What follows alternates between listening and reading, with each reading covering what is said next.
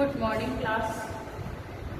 कल हम political science का पार्ट ए पढ़ रहे थे, जिसके अंतर्गत हमने भारतीय संविधान की प्रस्तावना और भारत को संविधान की आवश्यकता क्यों पड़ी ये हमने पढ़ा।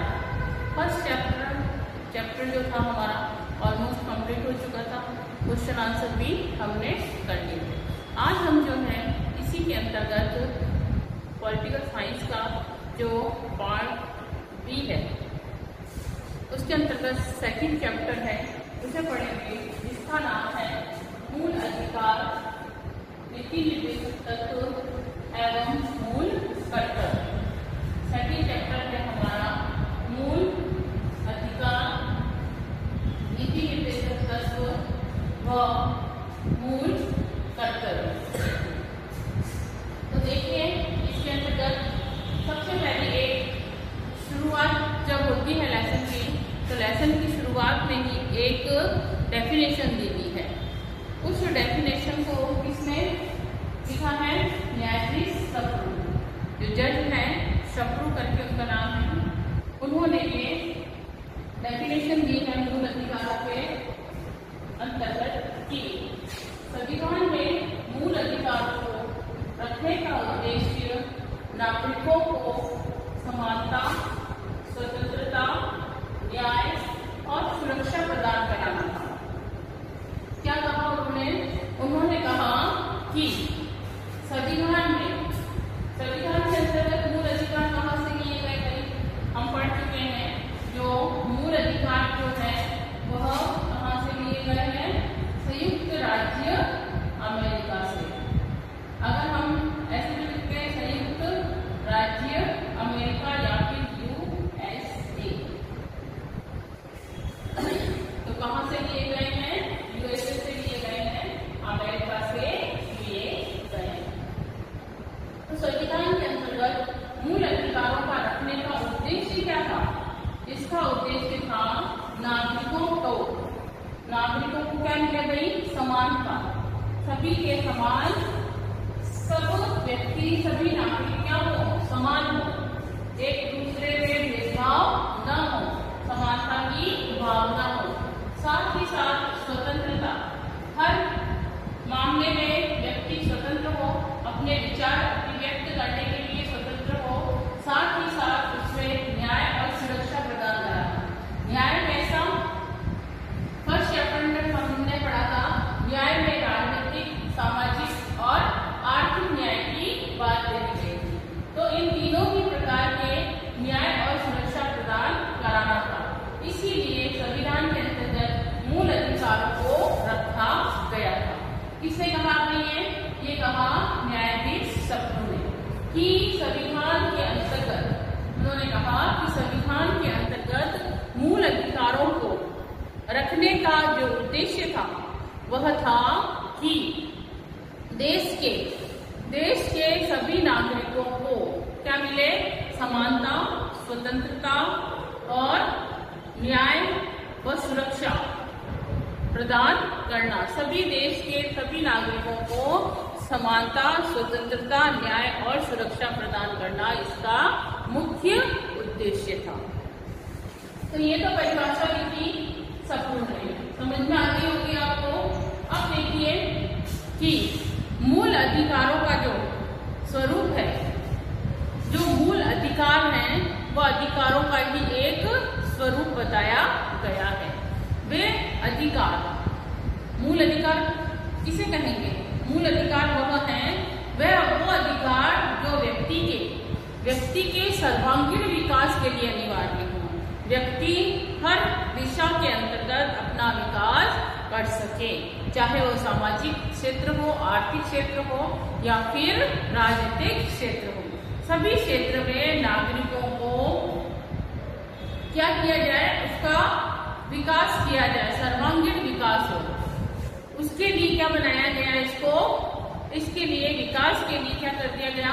अनिवार्य होने के कारण संविधान में क्या किया गया? नागरिकों को अधिकार प्रदान किए गए। और यही जो अधिकार दिए गए नागरिकों के विकास के लिए, वो क्या कहलाए?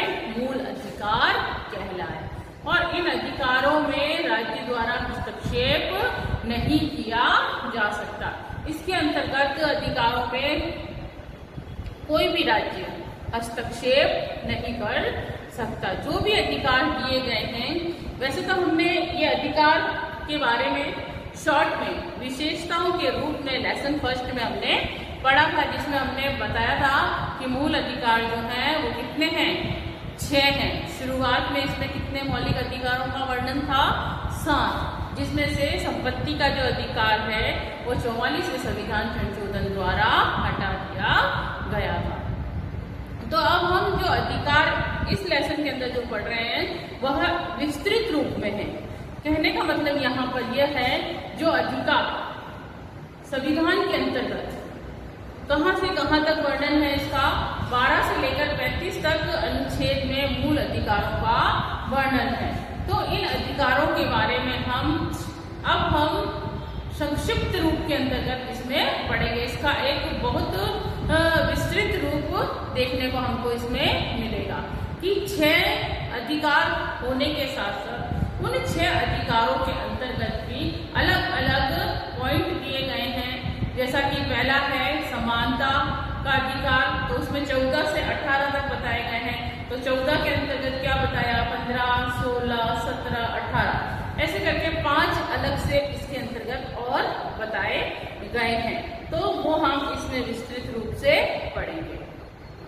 तो देखिए, सबसे पहले अगर हम बात करें तो ये देखेंगे कि मूल अधिकारों की आवश्यकता व महत्व, कि देश को क्या जरूरत पड़ी, ऐसी क्या आवश्यकता हुई कि मूल अधिकार का निर्माण किया गया और उसका क्या महत्व है। अगर बना भी दिए मूल अधिकार तो उसका हमारे देश के नागरिकों के लिए क्या महत्व है। तो इसी को बढ़ते हुए हम देखेंगे। इसके अंतर्गत जो पहला पॉइंट है वह है कि प्रत्येक व्यक्ति को सुरक्षा प्रदान कराना। कि इसकी आवश्यकता क्यों हुई मूल अधिकार की? मूल अधिकार की आवश्यकता इसलिए हुई क्योंकि इसके द्वारा मूल अधिकार व्यक्तियों को देकर प्रत्येक व्यक्ति को क्या दी गई? सुरक्षा प्रदान की गई, कि सभी व्यक्तियों को सुरक्षा दी गई। सुरक्षा कैसी? सुरक्षा न्यायिक सुरक्षा, और न्यायिक सुरक्षा भी कैसी? राजनीतिक, सामाजिक और आर्थिक, इस प्रकार की सुरक्षा दी जाएगी। इसके अंतर्गत नागरिकों का क्या होगा भाई? शारीरिक और मानसिक व नैतिक विकास भी पूर्ण रूप से होगा। इसके अंतर्गत यह आवश्यक बताया गया कि प्रत्येक व्यक्ति का इस मूल अधिकार की आवश्यकता इसलिए हुई क्योंकि प्रत्येक व्यक्ति को नागरिक स्वतंत्रता के अंतर्गत शारीरिक, मानसिक व नैतिक विकास की क्या दी गई भाई? सुरक्षा प्रदान की गई।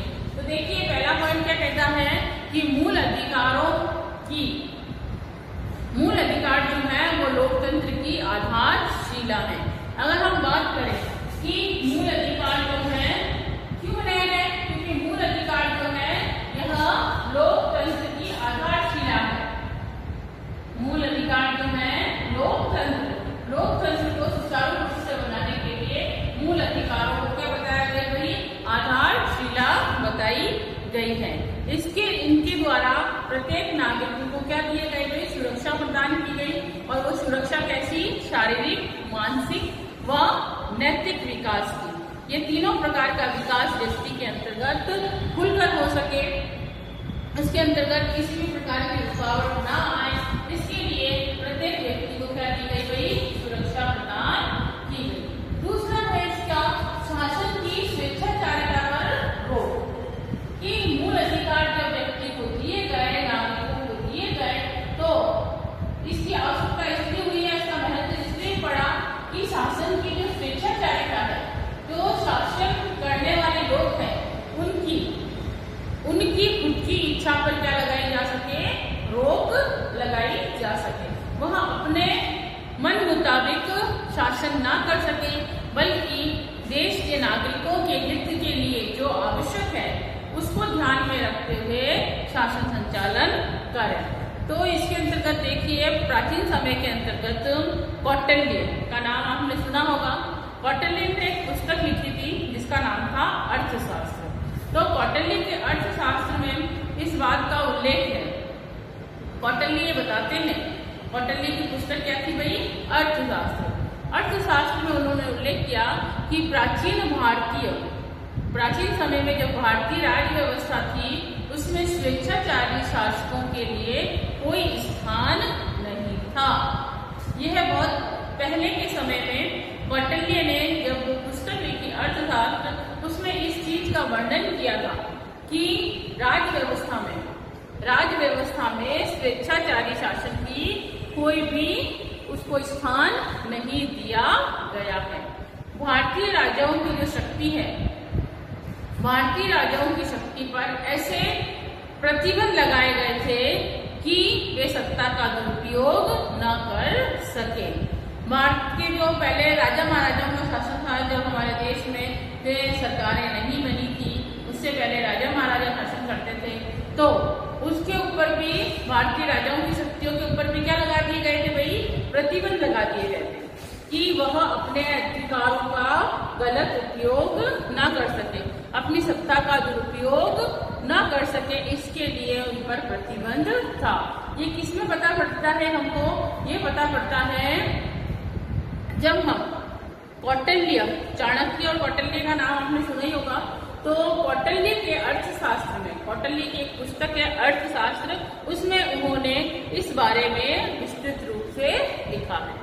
अगर हम बात करें संविधान की, तो संविधान में दिए गए जो मूल अधिकार हैं वह शासन व विधान मंडल के ऊपर अंकुश लगाने में सहायता प्रदान करते हैं कि मूल अधिकारों के माध्यम से कोई भी व्यक्ति अगर शासन का गलत उपयोग करता है तो नागरिक इसके माध्यम से उस पर क्या लगा सकते हैं भाई? अंकुश लगा सकते हैं। साथ ही साथ जो शासन के अंदर अधिकारों की शक्ति और बहुमत की दल की जो तानाशाही है, उस तानाशाही से नागरिकों को क्या मिलती है भाई? सुरक्षा मिलती है। मूल अधिकार साधारण कानून से श्रेष्ठ है। एक तो है साधारण कानून जिसके अंतर्गत जनरल बातें कही गई है, लेकिन जो मूल अधिकार में उसमें कुछ फैक्ट के ऊपर, कुछ तत्वों के ऊपर ध्यान दिया गया है। तो जो मूल अधिकार है वो श्रेष्ठ, जो साधारण कानून है उससे ज्यादा श्रेष्ठ बताए गए हैं, उससे ज्यादा इम्पोर्टेंट बताए गए हैं। राज्य ऐसी कोई भी विधि नहीं बना सकता जो इन अधिकारों को छीनती है या फिर उसे न्यून करती है या फिर उसे वह कम करती है। राज्य के पास ऐसा कोई कानून नहीं है, ऐसा कोई वो कानून का निर्माण भी नहीं कर सकता जिसके द्वारा कि राज्य के जो देश के जो नागरिक हैं उनके अधिकारों को क्या किया जा सके? वंचित नहीं किया जा सकता। ऐसा कोई कानून नहीं बना सकते जिसके द्वारा राज्य के नागरिकों के अधिकारों को वंचित किया जा सके। इसी के अंतर्गत तो ये आपको समझ में आया, शासन की स्वेच्छाचारिता पर ये रोक लगा है। अब इसके अंदर जो तीसरा पॉइंट है वह है न्यायिक सुरक्षा। कि न्यायिक सुरक्षा क्या कहता है? न्यायालय से तात्पर्य जहां पर व्यक्ति के साथ अगर कुछ गलत हुआ है तो वहां वह व्यक्ति अपनी अपील दायर कर सकता है, न्यायालय की शरण ले सकता है। न्यायालय में अपने विरुद्ध या अपने अधिकारों का हनन होने पर क्या कर सकता है? न्यायालय की शरण ले सकता है। तो न्यायिक सुरक्षा जो है वह कहती है कि मूल अधिकारों का हनन होने पर जो भी 6 मूल अधिकार दिए गए हैं, इसके अंतर्गत समानता का अधिकार है, स्वतंत्रता का अधिकार है, शोषण के विरुद्ध अधिकार है, धार्मिक स्वतंत्रता का अधिकार है, संस्कृति और शिक्षा का अधिकार है और संवैधानिक उपचारों का अधिकार है। तो इन 6 प्रकार के अधिकारों का हनन होने पर व्यक्ति या फिर नागरिक क्या कर सकता है भाई? न्यायालय की शरण ले सकता है, न्यायालय में अपने खिलाफ क्या कर सकता है? अपील दायर कर सकता है अपने आप को इंसाफ दिलाने के लिए।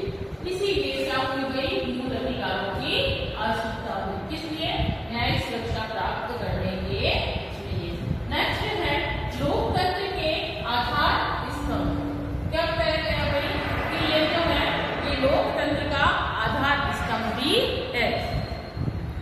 प्रकार से कि आधार स्तंभ क्या है? लोकतंत्र। लोकतंत्र किसमें है? जनता में है ना। लोकतंत्र किसमें है? जनता में। जनता का शासन है, जनता के द्वारा किया जा रहा है और जनता के लिए ही किया जा रहा है। ये परिभाषा आप पढ़ते आ रहे हैं 6th क्लास में।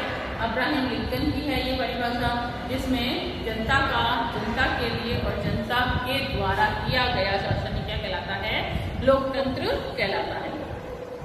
तो मूल अधिकारों की अगर हम बात करते हैं तो लोकतंत्र जो है वह मूल अधिकारों का क्या है? आधार स्तंभ है। जिस प्रकार से हम घर बनाते हैं तो नींव होती है और साथ ही साथ हम पिलर खड़े करते हैं उसके ऊपर छत डलती है, वो क्या कहलाती है? स्तंभ।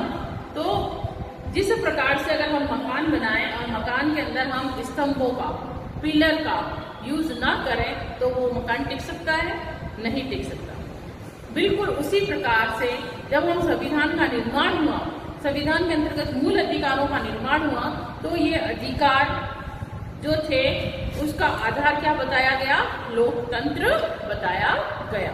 तो इसके अंतर्गत ये बात कही गई है, इसीलिए कहा गया है कि लोकतंत्र की क्या है? आधार स्तंभ है। जिस प्रकार से मकान जो है बिना नींव के, बिना पिलर के नहीं खड़ा रह सकता, उसी प्रकार से जो मूल अधिकार है बिना लोकतंत्र के आगे नहीं बढ़ सकते। तो मूल अधिकारों का आधार स्तंभ की जो भूमिका है का निर्वहन करते हैं। इसके अभाव में लोकतंत्रात्मक शासन की कल्पना नहीं की जा सकती। अगर हम इस चीज को, लोकतंत्र को हटा दें, है ना, लोकतंत्र को इसमें से हटा दें मूल अधिकारों में से, तो यह क्या हो जाएंगे? इसका कोई भी मीनिंग नहीं रहेगा, कोई इसकी वैल्यू नहीं रहेगी। तो देखिए इसके अंतर्गत 5वां है समानता के कारक कि क्या कह रहे हैं? समानता, सभी व्यक्तियों को समान व्यवस्था प्रदान कराना, किसी के साथ भी भेदभाव नहीं करना और ना ही किसी विशेष व्यक्तियों को कुछ विशेषाधिकार दिए जाना। इसके ऊपर उसने अपनी बात कही है। तो समानता के कारक किस प्रकार से हो सकते हैं? तो देखिए समानता के अंतर्गत जो है संविधान द्वारा क्या किया गया भाई? संविधान द्वारा राष्ट्र के जितने भी नागरिक हैं, समस्त नागरिकों को, देश में रह रहे समस्त नागरिकों को क्या किया गया भाई? मूल अधिकार प्रदान कर उसमें परस्पर समानता स्थापित की गई। मूल अधिकार देकर सभी नागरिकों को आपस में क्या किया गया भाई? समान बनाया गया, सभी व्यक्तियों को समान समझा गया। इसके अंतर्गत किसी भी प्रकार से, जैसे जाति के आधार पर, धर्म के आधार पर, लिंग के आधार पर, भाषा के आधार पर, वर्ग के आधार पर या अन्य कोई भी आधार हो सकता है, उसके आधार पर इसमें कोई भी भेदभाव नहीं किया गया है। और सभी को जो, अगर किसी को किसी विशेष परिस्थिति में कुछ विशेषाधिकार दिए हैं तो उनको क्या कर दिया गया है? समाप्त कर दिया गया है। किसी भी व्यक्तियों को कोई भी विशेष अधिकार नहीं दिए जाएंगे। तो नागरिकों की अगर हम बात करें, नागरिकों के मूल अधिकार जो हैं वह मानवीय स्वतंत्रता के मापदंड और संरक्षक दोनों ही हैं। मूल अधिकार जो है वह मानवीय स्वतंत्रता की क्या है भाई? मापदंड भी है और साथ साथ संरक्षक भी है, उसे आगे बढ़ाने के लिए दिशा भी प्रदान करते हैं। इस कारण इनका अपना क्या है भाई? महत्व है, मनोवैज्ञानिक महत्व बताया गया। इन सभी बातों को ध्यान में रखकर इनका खुद का एक विशेष महत्व बताया गया है। अगर हम आज के युग की बात करें, वर्तमान समय की बात करें, तो वर्तमान युग के अंतर्गत कोई राजनीतिक दार्शनिक इनकी उपेक्षा नहीं करता। कोई भी राजनीतिज्ञ जो राजनीतिज्ञ दार्शनिक है, जिसने इसके बारे में विस्तृत रूप से समझा और इसका वर्णन किया है, वह इन मूल अधिकारों की कभी भी उपेक्षा नहीं करेगा। इसके अंतर्गत मूल अधिकारों की आवश्यकता महत्व के अंतर्गत इन 5 पॉइंटों से इसको समझा है, जिसमें प्रत्येक व्यक्ति को क्या की गई? सुरक्षा प्रदान की गई। वह कौन सी है?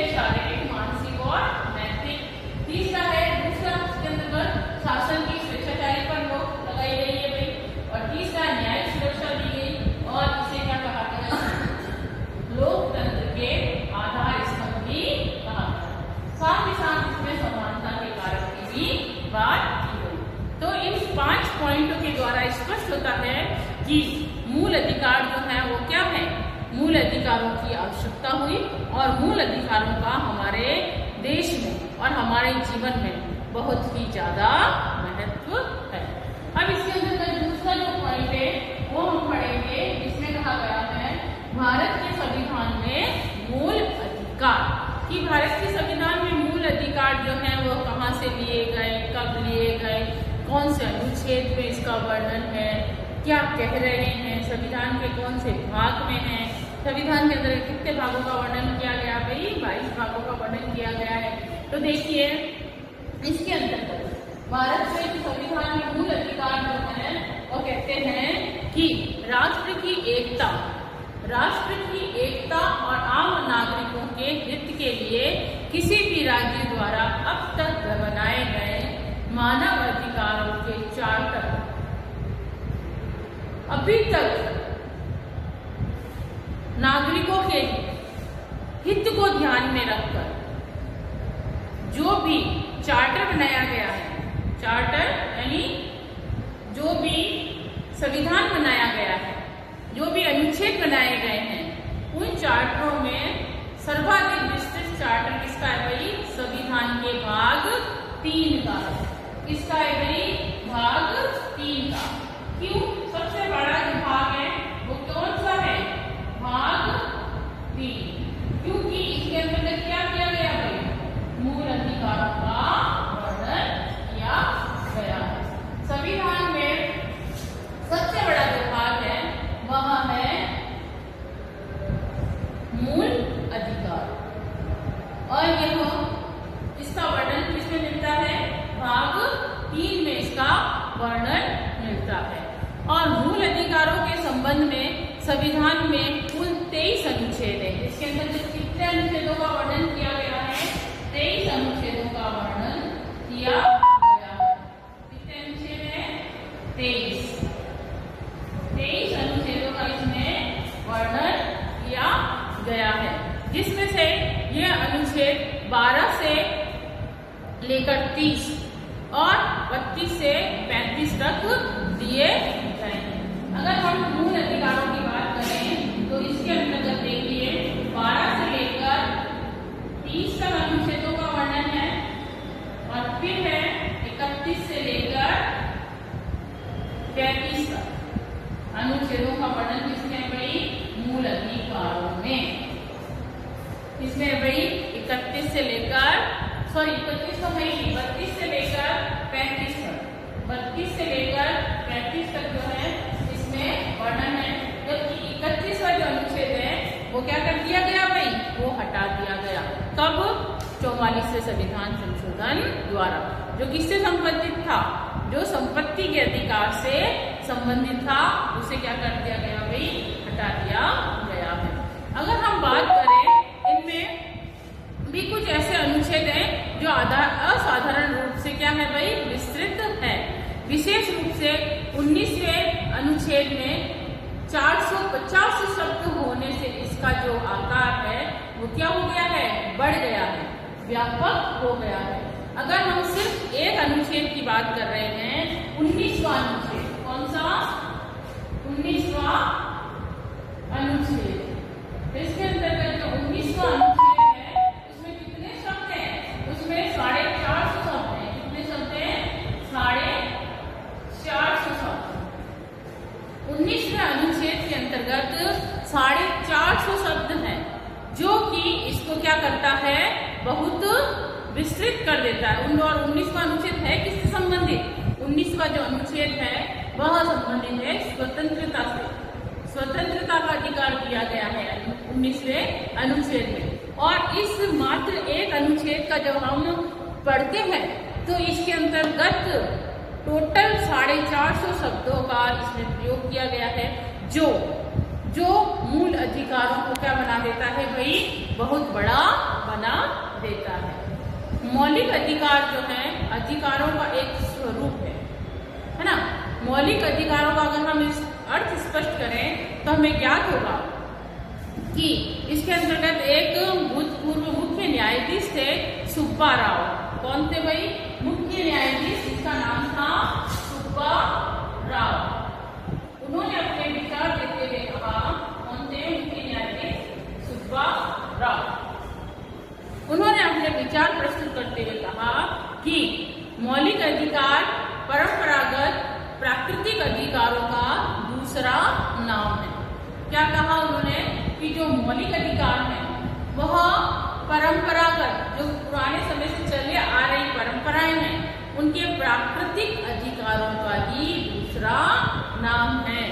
और ये वे नैतिक अधिकार हैं जिन्हें हर हाल में, हर जगह, हर मनुष्य को क्या करना है, प्राप्त करना है। ये एक प्रकार से वो मौलिक अधिकार हैं जिन्हें व्यक्ति को हर काल में, भले ही कोई सा भी समय हो, कभी भी, हर जगह, कहीं पर भी, और हर मनुष्य को प्राप्त करने का क्या है भाई, प्राप्त होने ही चाहिए। पूर्ण रूप से इन्हें प्राप्त करने का क्या है, अधिकार दिया गया है। क्योंकि अन्य प्राणियों के विपरीत वह चेतन तथा नैतिक प्राणी है। मनुष्य जो है, अगर हम बात करें समस्त संसार की, और इस संसार में समस्त जीव जंतु प्राणी सभी क्या कर रहे हैं, अपना अपना जीवन यापन कर रहे हैं। जब सभी व्यक्ति अपना अपना जीवन यापन कर रहे हैं तो एक मनुष्य ही ऐसा प्राणी है जिसमें क्या है भाई, विवेक, क्या है, विवेक, चेतना, है ना, जो कि उसे अन्य जीवों से, अन्य प्राणियों से क्या करता है, अलग बताता है, अलग उसके बारे में दिशा निर्देश दिखाई देते हैं। अलग चीज दिखाई देती है कि जो मनुष्य है और जो दूसरे जीव जंतु हैं, उनमें अगर हम देखें तो सांस तो वो भी ले रहे हैं, हम भी ले रहे हैं, खा वो भी रहे हैं, हम भी रहे हैं, लेकिन मनुष्य को जो विशेष बनाती है वह है मनुष्य की बुद्धि, उसकी चेतन शक्ति। तो ये जो है वह अन्य प्राणियों से विपरीत अगर हम बात करें तो चेतन और नैतिक प्राणी माना गया है। किसे माना गया भाई, मनुष्य को माना गया है। मानव जो है अपने व्यक्तित्व के विकास के लिए क्या करता है भाई, ये वे मौलिक अधिकार हैं जिनका वह वर्णन करता है और अपने जीवन में उसको ग्रहण करता है। तो मानव के लिए ये ऐसे अधिकार हैं जो मनुष्य को क्या करते हैं, अपनी स्वेच्छा से, अपनी इच्छा अनुसार जीवन व्यतीत करने के या फिर जीवन जीने के अवसर प्रदान करते हैं। कौन, मूल अधिकार। जो मूल अधिकार हैं वह व्यक्ति को अपनी इच्छा से जीवन जीने की क्या दे रहे हैं भाई, अवसर दे रहे हैं, अवसर प्रदान कर रहे हैं। तो देखिए, भारतीय संविधान द्वारा भारतीय नागरिकों को कितने मूल अधिकार दिए गए थे भाई, 7 अधिकार दिए गए थे। कितने अधिकार दिए गए थे, 7, है ना, जिसमें 44वें संविधान संशोधन द्वारा जो 7वां अधिकार जो था, जो भी था 31वें अनुच्छेद में जिसका वर्णन था, वो था संपत्ति का अधिकार। उसे क्या कर दिया गया भाई, उसे हटा दिया गया है, उसको मूल अधिकारों में से विलोपित कर दिया गया। विलोपित करना यानी हटा देना, विलोपित कर एक क्या बना दिया गया भाई, कानूनी अधिकार बना दिया गया है। कानूनी अधिकार के रूप में संपत्ति के अधिकार को शामिल किया गया है। और अब लेटेस्ट अगर हम बात करें आज के समय की, तो वर्तमान में जो मूल अधिकार है वो कितने मूल अधिकार दिए गए हैं, 6। कितने अधिकार दिए गए हैं, 6 अधिकार दिए गए हैं। और 6 अधिकार जो है वह है, पहला है समानता का अधिकार, जो अनुच्छेद 14 से लेकर 18 तक के अंतर्गत इसका वर्णन मिलेगा। दूसरा जो है वह है स्वतंत्रता का अधिकार, 19 से लेकर 22 अनुच्छेद तक इसका वर्णन मिलेगा। और यह भाग 3 का सबसे बड़ा विस्तृत क्या है, अधिकार है, जिसके अंतर्गत एकमात्र यही एक ऐसा अनुच्छेद है 19 जिसके अंतर्गत 450 शब्दों का वर्णन किया गया है। तीसरा जो है वह है शोषण के विरुद्ध अधिकार, जो 23 से और 24 23 और 24 में इसका वर्णन मिलता है। चौथा है धार्मिक स्वतंत्रता का अधिकार, 25 से लेकर 28। इसमें 25 से लेकर 28 अनुच्छेदों का वर्णन है धार्मिक स्वतंत्रता के अधिकार में। पांचवा है संस्कृति और शिक्षा का अधिकार, व्यक्ति को शिक्षा प्राप्त करने का अधिकार 29 से लेकर 29 और 30 में इसका वर्णन है। और जबकि 31वां इसमें से विलोपित कर दिया गया है संपत्ति के अधिकार को, उसे क्या बना दिया गया भाई, उसे कानूनी अधिकार के रूप में क्या कर दिया गया है, शामिल किया गया है, कानूनी अधिकार बना दिया गया। और जो छठा है वह है संवैधानिक उपचारों का अधिकार, इसका वर्णन अनुच्छेद 32 में मिलता है। अब हम कल एक एक संविधान के अंतर्गत जो मूल अधिकार बताए गए हैं उनका एक एक करके कल वर्णन करेंगे। समानता का अधिकार के अंतर्गत जितने भी 14 से लेकर 18 तक हैं उसका हम वर्णन करेंगे। मैं आशा करती हूँ कि आज जो हमने मूल अधिकार पढ़े हैं वो आप लोगों को अच्छे से समझ में आ गए होंगे। इसी के साथ मैं आज की क्लास समाप्त करती हूँ। Thank you class.